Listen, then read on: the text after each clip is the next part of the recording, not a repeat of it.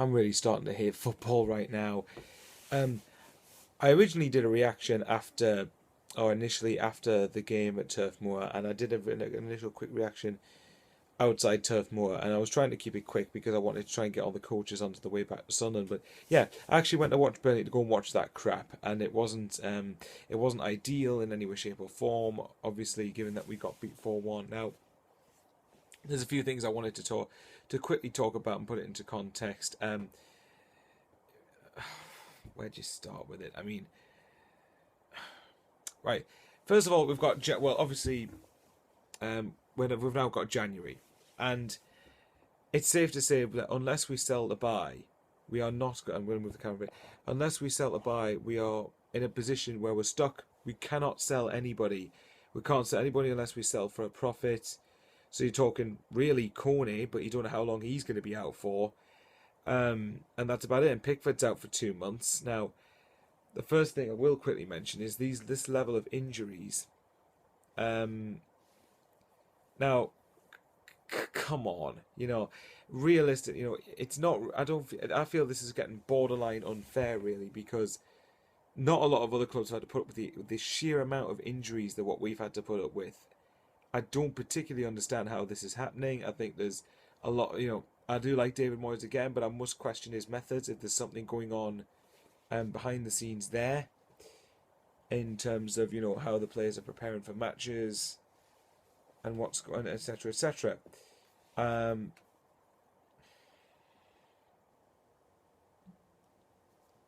Just put a bit of light on there.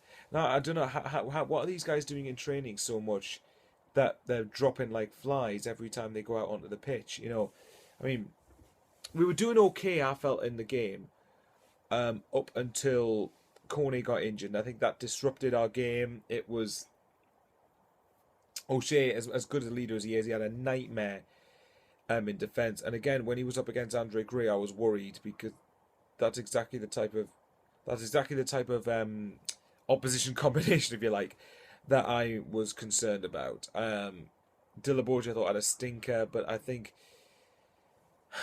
in general his performances recently have been very good.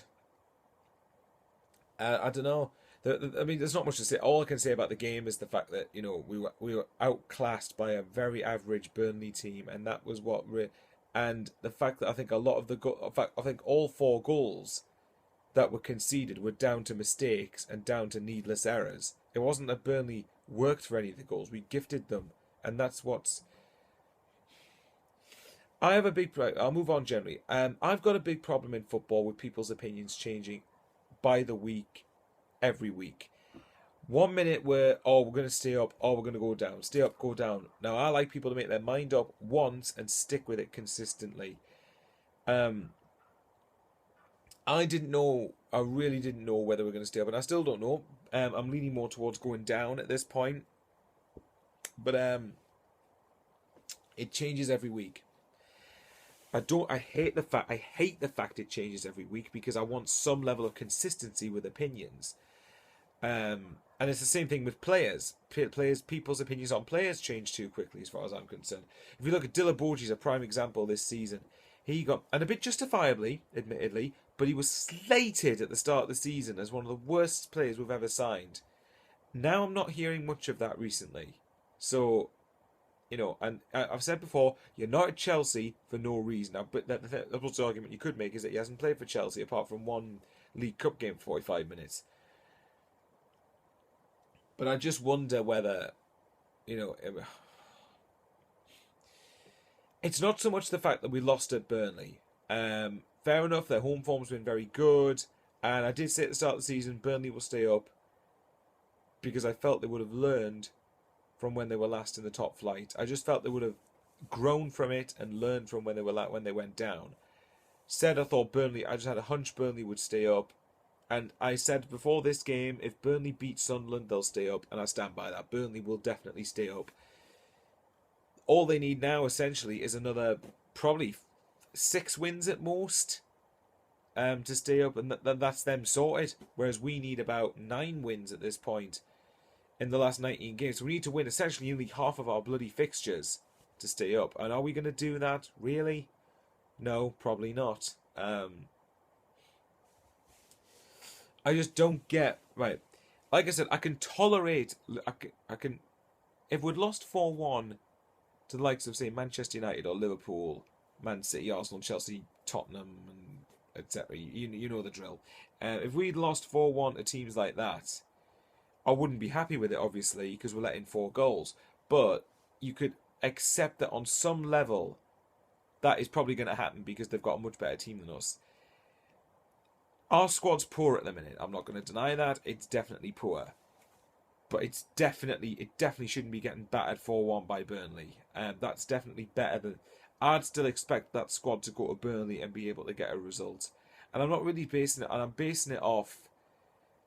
Burnley's team as individuals aren't any better than Sunderland. I will not be drawn into Burnley are better than Sunderland. They're not. And if you put our strongest teams together, which obviously you can't, but if you did put our strongest teams together, Sunderland's team should beat Burnley's. 9 times out of 10, we should be able to beat Burnley. I'm not going to take anything away from Burnley, by the way, because they fully deserve to win the game. They were the ones that wanted it more. They fought, they battled. We battled for the first 10 minutes, but then after that just disappeared. And this is another recurring problem. These constant collapses. Why are we seeing this so many times? Why are these players, when we go behind in a game, toss it, throw in the towel, chuck it in, that's it, game, set, done, over? Why are we seeing this so often? How about you stay in the game and don't let them, take it beyond you? But we didn't do that. And the worst part is all 4 goals were avoidable. They were preventable from our perspective.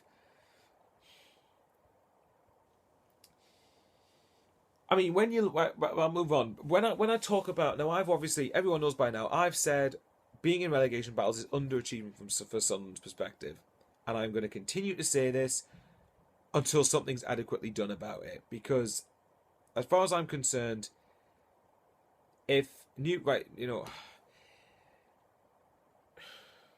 need a new identity. That's the best way I can put it. Sunderland. Now, I'm judging this of Sunderland as the size of a club, which it is a big club. I think a lot of other supporters need to actually start acknowledging that. Sunderland is actually a very, very, very big club. It's well supported. The fan base is great. The stadium size. Now, I know that doesn't guarantee you success, but judging the fact that a stadium's got 40,000 almost every week. Now, we don't sell out every home game, but 40,000 is definitely a lot better than what a lot of other likes of Southampton to a point. Even though I do like Southampton, I like Bournemouth as well, but the same with them. Hull, Swansea, Borough, Burnley, those type of teams. West Brom, Watford, those type of sides. It's bigger and it gets more, and 40,000 will be more fans than what those stadiums can facilitate, and yet they're all better than us. And it's not acceptable. I don't know why on earth no one ever says that being in relegation battles is acceptable for Sunderland, because it isn't. How, in what universe is that acceptable, given this is our 10th successive year in the top flight? How is that acceptable? It's not. We should be doing way better than this. But anyone who thinks Moyes is the problem needs to give their head a shake. I concede Moyes has done things that I would have preferred he did differently. More than fair enough. But he's not the main problem. And I'm tired of having to repeat it, but I will continue to repeat it until people actually listen to it. He is not the main problem. The problem is the owner we've got. The problem is the financial debt we're in. Now, the only positive I can think of from this... Now, again, if we were to go down, it would be disastrous financially. But is the Championship any worse than getting beat 4-1 off Burnley? Is it really that bad? Now, granted, I've only been into football since 2011, so all I've known is Sunderland as a Premier League team. And to be honest, I hate this. I hate the idea that all we seem to do is just strive to stay in the Premier League. I hate this. I hate these relegation battles. They affect me mentally all the time. But, so in that respect, I'd rather be in the Championship trying to fight for promotion, because at least it feels like you're trying to achieve something. Staying in the Premier League, like I said before, doesn't achieve anything for me. It's underachievement. We should be doing that well past this point. By this point, we should be comfortably clear of the relegation zone every season. We shouldn't be anywhere near the bottom 3. That's my point. And when you look at the fan base, the stadium size, and the crowd, again, especially the away support was fantastic. Or generally is fantastic. This set of supporters deserves way better than what it's been getting, and I feel it's been taken for granted by the club. But now you look in the situation where we haven't got any money to spend in January, so what are we going to do? And let's assume in the event we go down, I don't think we come back up straight away. I mean, fair enough, but we've got Coney and Pickford as two saleable assets, but other than that, we have next to no one. The best we could do is probably break even on what we've spent on some of these players. Likes of Kazri, Dillaborgi, Kirchhoff will probably lose for free. Says everything, really. Like I said, I'd stick with Moyes still. I still think long term he's the right man. I still think Martin Bain, I must admit, he's actually impressed me quite a bit, but because he's won us over, I'm a Martin Bain supporter now. But there's still a lot needs to be done. If we can somehow get players in January, then who knows. But anyway, on a quickly different note, Happy New Year, everybody. Thank you. This is my first full, obviously it seems like such a long time ago. I did a vlog going into 2016. Kind of believe it's 2017 now already. So, thank you everybody for watching me videos. It really does mean a lot. Thank you for the support for the 10 years on video. That again meant doubly amount to me. And hopefully have a good 2017. What can I say? The Bradley Larry thing I'm still thinking about puts in things into perspective, doesn't it? Keep fighting brave, little one. We believe in you and we love you to bits. I'm not going to claim to do as much as his family does because I haven't got that right. But anyway, Happy New Year, everybody. And hopefully you have a good 2017. And we'll see what the future brings for Sunderland. See you later and ta-ta.